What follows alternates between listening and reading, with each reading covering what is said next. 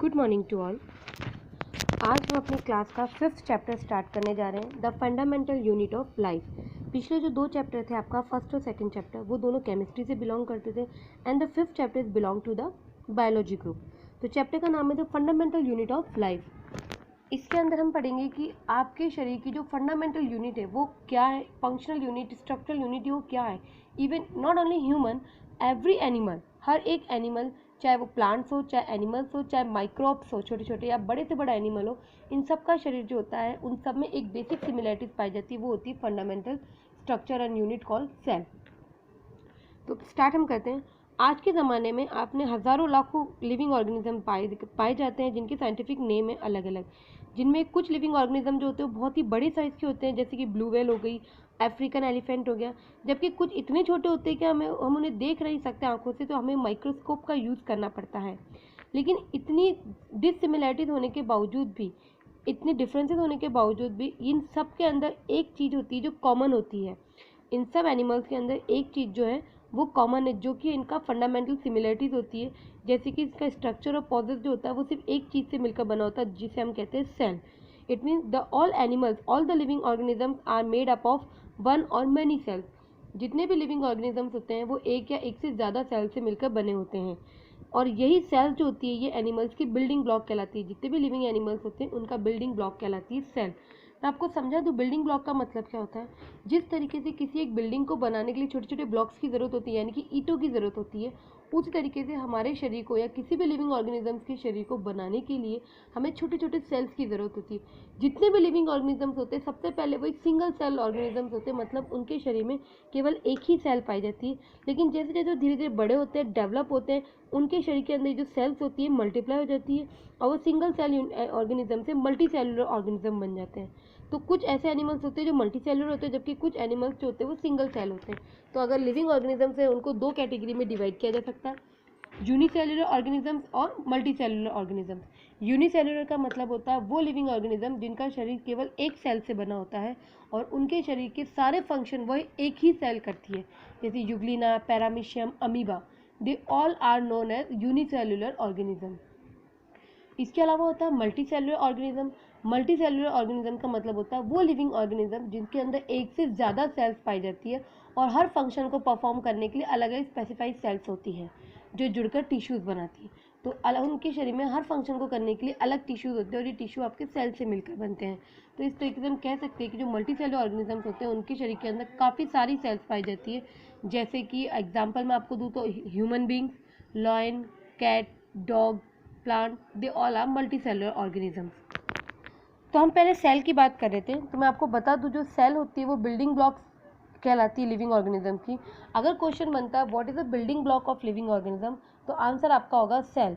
और अगर क्वेश्चन बनता है what is the structure and functional unit of living organism, what is the structure and functional unit of living organism, तो इसका answer भी बनता है सेल। क्वेश्चन कई तरीके से आ सकता है, जैसे क्वेश्चन बनता है व्हाट इज सेल, तो इसका आंसर होगा the structure and the fundamental unit of living organism is known as cell. Now आगे हम पढ़ेंगे स्टडी ऑफ सेल्स। तो knowledge let the foundation of branch of biology is called cytology. Biology की वो branch जो आपको cell के बारे में इंफॉर्मेशन देती है, हम उसको कहते हैं cytology. It means cytology is a branch of biology related to the study of cell. Cytology is a branch of science या branch of biology that is related to the study of cell. Cytology वो branch है जो sales की study करती है। Biology की वो branch है साइटोलॉजी जिसमें हम किसी सेल की स्टडी की करते हैं। अब हम आगे पढ़ेंगे, नेक्स्ट टॉपिक है आपका discoveries related to the cells. Discovery related to the cells मतलब सेल्स की डिस्कवरी किस किस ने करी थी, और सेल के जो सेल ऑर्गेनिल्स है, मतलब सेल के अंदर और क्या क्या पाया जाता है, उन सब की भी डिस्कवरी की गई थी, खोज की गई थी। तो सबसे पहले मैं बताती हूँ रॉबर्ट हुक। रॉबर्ट हुक वो पहले इंसान थे जिन्होंने कॉर्क स्लाइस के अंदर, किसी प्लांट के कॉर्क स्लाइस के अंदर डेड सेल्स को स्टडी किया था। मतलब उन्होंने सबसे पहले डेड सेल्स को फाउंड किया था। तो first of all observe cells in thin slice of cork also coined the term cells. तो अगर क्वेश्चन बनता है who discovered the dead cells in cork plant, तो आंसर आएगा रॉबर्ट हुक। या हु डिस्कवर्ड द सेल, तो भी answer आएगा रॉबर्ट हुक। सेल की डिस्कवरी रॉबर्ट हुक ने की थी, लेकिन रॉबर्ट हुक ने डेड सेल्स की डिस्कवरी की थी। नेक्स्ट है एंटोनी ल्यूवेनहॉक। एंटोनी ल्यूवेनहॉक वो इंसान थे, वो साइंटिस्ट थे जिन्होंने सबसे पहले तालाब का जो पानी होता है उस पानी की एक बूंद के अंदर कई सारे लिविंग सेल्स को पाया था। तो अगर स्टडी क्वेश्चन आता है who discovered the living cells, तो आंसर होगा एंटोनी वैन ल्यूवेनहॉक। तो सबसे पहले इन्होंने पानी की ड्रॉप के अंदर तालाब का थोड़ा पानी लिया था, उसकी ड्रॉप के अंदर लिविंग सेल्स को स्टडी किया था, और उन लिविंग सेल्स को देखने के लिए इन्होंने माइक्रोस्कोप का यूज़ किया था। तो he was the first to study, वो पहले इंसान थे, एंटोनी वैन ल्यूवेनहॉक पहले इंसान थे जिन्होंने bacteria, sperms, egg cell, euglena और रेड ब्लड सेल्स की शरीर मतलब एनिमल्स के शरीर के अंदर इन सब सेल्स की स्टडी की थी माइक्रोस्कोप के अंदर। नेक्स्ट है आपका रॉबर्ट ब्राउन। तो रॉबर्ट ब्राउन वो इंसान थे जिन्होंने न्यूक्लियस की डिस्कवरी की थी। इट मीन्स सेल के अंदर जो न्यूक्लियस प्रेजेंट होता है उस न्यूक्लियस की स्टडी रॉबर्ट ब्राउन ने की थी। मैं फिर से रिपीट कर रही हूँ, रॉबर्ट हुक ने डेड सेल्स को डिस्कवर किया था, एंटोनी वॉन ल्यूवेनहॉक ने लिविंग सेल्स को डिस्कवर किया था, रॉबर्ट ब्राउन जो थे उन्होंने सेल के अंदर न्यूक्लियस पाया जाता है इस चीज़ की खोज की थी, न्यूक्लियस को डिस्कवर किया था। नेक्स्ट है आपका जे पुरकिंजे। जो जे पुरकिंजे थे इन्होंने सबसे पहले प्रोटोप्लाज्म नाम दिया गया, प्रोटोप्लाज्म को डिफाइंड आउट किया था। इसका मतलब कि जे पुरकिंजे ने सबसे पहले सेल के अंदर पाया जाने वाला जो जेली जैसा लिक्विड पाया जाता है, जेली जैसा एक फ्लूइड होता है, लिक्विड पाया जाता है, उस फ्लूइड को इन्होंने प्रोटोप्लाज्म नाम दिया था। तो क्वेश्चन बनता है who discovered protoplasm, then J Purkinje discovered the protoplasm. Next है आपका टी हक्सले। टी हक्सले वो इंसान थे जिन्होंने फिजिकल बेसिस ऑफ लाइफ यानी प्रोटोप्लाज्म को डिस्क्राइब किया था कि वो फिजिकल बेसिस ऑफ लाइफ है, जीवन का फिजिकल बेस है प्रोटोप्लाज्म, क्योंकि जितने भी सेल के अंदर पाए जाने वाले सेल ऑर्गेनेल्स थे वो सब इसी प्रोटोप्लाज्म के अंदर फ्लोट करते हैं, मतलब सेल के सारे फंक्शन जो होते हैं इसी प्रोटोप्लाज्म के अंदर कंप्लीट होते हैं, क्योंकि सारे ऑर्गेनेल्स जो है सेल की वो इसी प्रोटोप्लाज्म में पाए जाते हैं। इसलिए उन्होंने टी हक्सले ने प्रोटोप्लाज्म को फिजिकल बेसिस ऑफ लाइफ के नाम से डिस्क्राइब किया था। नेक्स्ट है जेम्स शेल्जन एंड श्वान। ये क्वेश्चन बनता है थियोडोर श्वान। ये क्वेश्चन बनता है कि शेल्जन और श्वान ने कुछ स्टडी की थी, उन्होंने एक थ्योरी दी थी, वो थ्योरी का नाम है सेल थ्योरी। तो cell theory was given by the Schleiden and Seldon.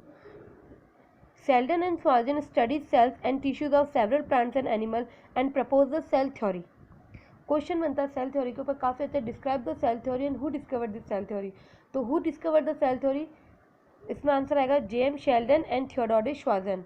इन दोनों ने सेल थ्योरी को डिस्कवर किया था। अब सेल थ्योरी कहती क्या है, तो all living organisms are made up of cells and there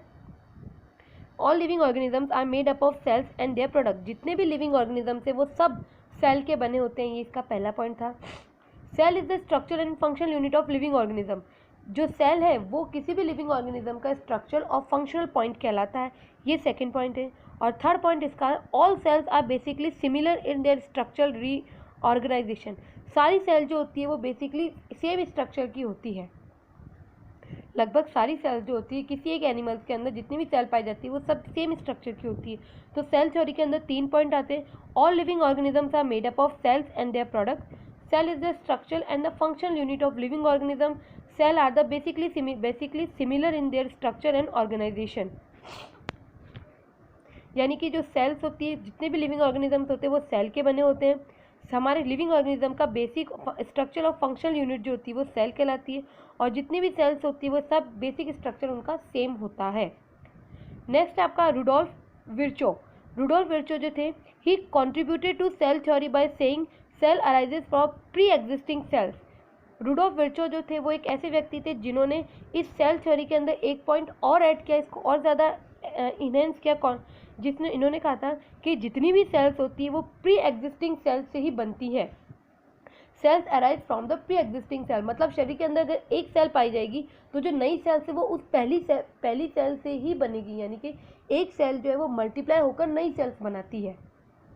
उसे हम डिवीज़न बोल सकते हैं, जो सेल डिवीज़न होता है। तो सेल डिवीज़न की मदद से सेल जो होती है वो मल्टीप्लाई होती है, और 1 से 2, 2 से 4, 4 से 8, 8 से 16, 16 से 32, 32 से 64, तो इस तरीके से सेल जो होती है अपनी संख्या बढ़ाती रहती है। तो cells arise from the pre existing cells, ये सेल थ्योरी का चौथा पॉइंट बनता है। नेक्स्ट है आपका मैक्सटॉल एंड इरस्का, इन दोनों ने इलेक्ट्रॉन माइक्रोस्कोप्स को इन्वेंटेड किया था। तो क्वेश्चन बनता है who invented the electron microscope, तो आंसर आएगा मैक्सनॉल एंड इरस्का। इसी के साथ मैं अपना टॉपिक खत्म करती हूँ। नेक्स्ट टॉपिक आपका होगा basic tools technique of cytology and compound microscope के बारे में हम थोड़ा पढ़ेंगे, तो ये टॉपिक हम कल क्लियर करेंगे। तब तक के लिए stay home and stay safe. उम्मीद करूँगी टॉपिक आपको क्लियर हो गए होंगे। Thank you.